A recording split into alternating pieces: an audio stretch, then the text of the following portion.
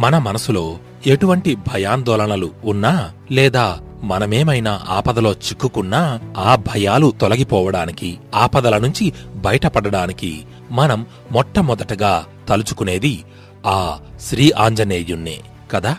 ఆంజనేయునికి గల మరో పేరు హనుమంతుడు. హనుమంతుడు చిరంజీవి. రాముని దాసుడిగా హనుమంతుని చరిత్ర అంతా రామాయణానికి సంబంధించిందే అయినా ఆయన చిరంజీవి అవడం వలన ఆ మహావీరుని చరిత్ర ద్వాపర యుగానికి కూడా వ్యాపించింది. మహాభారతంలో అనేక సందర్భాలలో హనుమంతుడు మనకు దర్శనమిస్తాడు. మరీ ముఖ్యంగా అర్జునుడి రథకేతనంపై నిలచి ధర్మ సంస్థాపనకి తన వంతు సహాయం చేశాడు. అయితే ఈ విధంగా హనుమంతుడు అర్జునుడి రథంపై ఉండడానికి ఒక బలమైన కారణం, దాని వెనుక ఒక విచిత్రమైన కథ కూడా ఉంది. అదేంటో ఇప్పుడు ఓసారి చూద్దాం. అర్జునుడు దిగ్విజయాత్రలో భాగంగా దక్షిణ సముద్ర తీరానికి చేరుకున్నాడు. అక్కడ రాముని ఆజ్ఞతో వానరులచే నిర్మించబడిన రామసేతుని చూసి తన మంత్రులతో, అమోఘ ధనుర్విద్యా పారంగతుడైన ఆ శ్రీరాముడు ఈ వారధిని తన బాణాలతో కాకుండా వానరుల సహాయంతో రాళ్ళు రప్పలతో నిర్మించడమేమిటి? శ్రీరాముని అమ్ముల పొదిలో బాణములు తగ్గినవా ఆ అని పరిహాసంగా అన్నాడు అర్జునుడు. అయితే నిత్యం సేతు ప్రదక్షిణ చేసే హనుమంతుడు ఆ మాటలు విని కోపగించుకొని అటుగా వచ్చాడు. మహాబలశాలురైన వానరుల పాదఘట్టములను బాణపు పుల్లల వంతెన తట్టుకొని నిలబడలేదని ఆ మాత్రం గ్రహింపాలేవా మానవా అని అన్నాడు.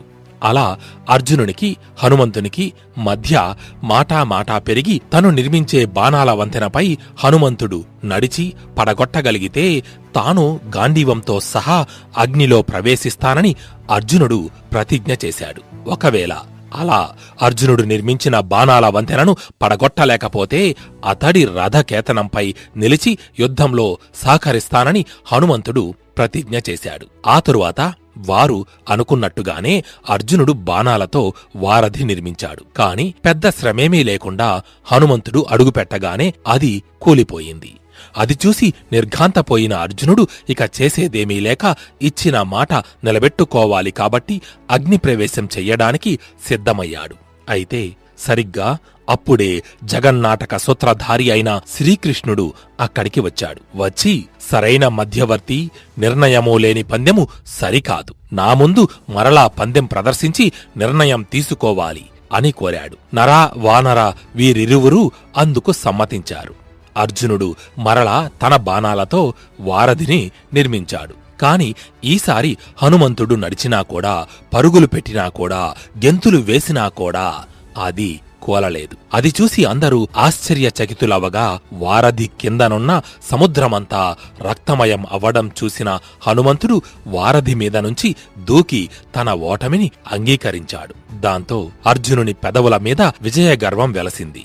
అది గమనించిన శ్రీకృష్ణుడు, బావా, హనుమంతునితో పందెం వేసి గెలవడం ఎవరికీ సాధ్యం కాదు. నిన్ను బ్రతికించుకోవడం కోసం నేను కూర్మరూపం దాల్చి నీవు నిర్మించిన బాణాల వంతెన కింద చేరాను. హనుమంతుని పాదఘట్టములతో నా వీపు రక్తసిక్తమైనది. నేను కక్కిన రక్తం సముద్రజలంలో ఎలా వ్యాపించిందో చూడు అని చెప్పి హనుమంతుడి శక్తి ఎంతటిదో వివరించాడు శ్రీకృష్ణుడు. అది విన్న అర్జునుడు తన గర్వాన్ని విడిచిపెట్టి హనుమంతుడి ముందు వినమ్రుడై నిలిచాడు. ఇచ్చిన మాట ప్రకారం హనుమంతుడు కురుక్షేత్ర యుద్ధంలో అర్జునుని జెండాపై నిలచి పాండవుల విజయానికి తాను ఒక కారణమయ్యాడు. ఇదొక్కటే కాకుండా పాండవులు వనవాసం చేస్తున్న సమయంలో ద్రౌపది కోరగా సౌగంధికా పుష్పాల కోసం వెళ్లిన భీముడికి కూడా ఆంజనేయుడు ఒక కోతి రూపంలో కనబడి తాను అర్జునుడి రథధ్వజంపై నిలచి యుద్ధంలో పాండవులకు అండగా ఉంటానని వరాన్ని ప్రసాదించాడు.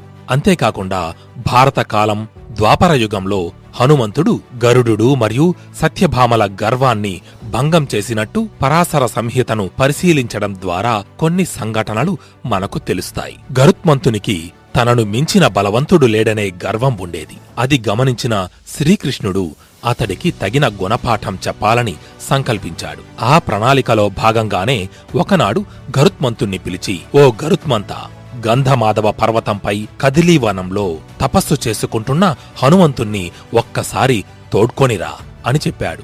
అయితే ఇంత చిన్న పని తనకు చెప్పినందుకు గరుత్మంతుడు నిరుత్సాహపడి ఎగురుకుంటూ వెళ్లి గంధమాధవ పర్వతాలకు చేరుకున్నాడు. అక్కడికి వెళ్లిన తరువాత తాను ఎంత పిలిచినా మారుతి ధ్యానం వదిలి రాకపోవడంతో హనుమంతుణ్ణి తక్కువ భావంతో చూసి గరుత్మంతుడు ఆంజనేయుని ముక్కుకి తన ముక్కుని దగ్గరగా తీసుకెళ్లి కొట్టబోయాడు. అయితే సరిగ్గా అప్పుడే హనుమంతుడు పావని ప్రాణాయామం ఆరంభించి గట్టిగా గాలి వదలగానే గరుత్మంతుడు ఆ వేగానికి ఎగిరి అవతల పడ్డాడు. మళ్లీ గట్టిగా గాలి లోపలికి పీల్చగానే ముందుకు వచ్చాడు. ఆ తరువాత పీల్చిన గాలిని అలాగే నిలిపి ఉంచేసరికి ఉన్న చోటనే స్తంభించిపోయాడు గరుత్మంతుడు. అలా హనుమంతుడు ప్రాణాయామం చేస్తున్నంతసేపు నానా యాతనలు పడ్డాడు గరుత్మంతుడు. కాని ఎలాగైనా హనుమంతుణ్ణి పట్టుకుపోవాలనే ఉద్దేశంతో గరుత్మంతుడు ఒక్కసారిగా గాలిలోకి ఎగిరి ఏదో చేస్తుండగానే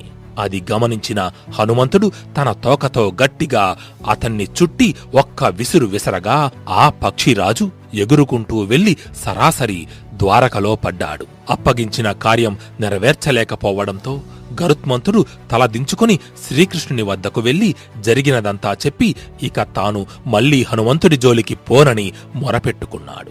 కాని శ్రీకృష్ణుడు అతడికి ధైర్యం చెప్పి సీతారాములు పిలుచుకుని రమ్మన్నారని చెప్పి అతడిని ఆహ్వానించు అని అన్నాడు.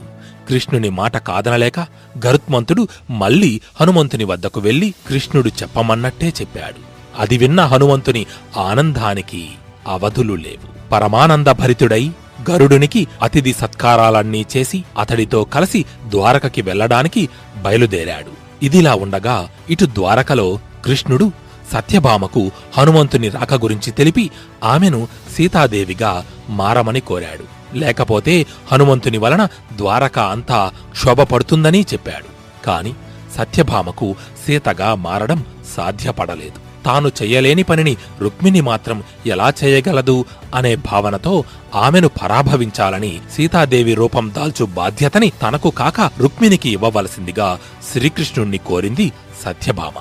అయితే కృష్ణుని మాటపై రుక్మిణి జానకీ రూపం పొందింది. శ్రీకృష్ణుడు శ్రీరాముని రూపాన్ని ధరించాడు. ఇంతలో అక్కడికి చేరుకున్న హనుమంతుడికి ద్వారక అయోధ్యలా తోచింది. దాంతో పరమానంద భరితుడైన హనుమంతుడు సీతారాములను పూజించి కుశల ప్రశ్నలు గావించి వారి అనుమతితో మళ్లీ గంధమాధవ పర్వతాలకు వెళ్లిపోయాడు. సీతాదేవి రూపం ధరించనందుకు సత్యభామ సిగ్గుపడింది. ఇలా భారతకాలంలో హనుమంతుని చరిత్ర, ఆయన చేసిన మహిమలు ఎన్నో మనకు కనబడతాయి. జై శ్రీరామ్.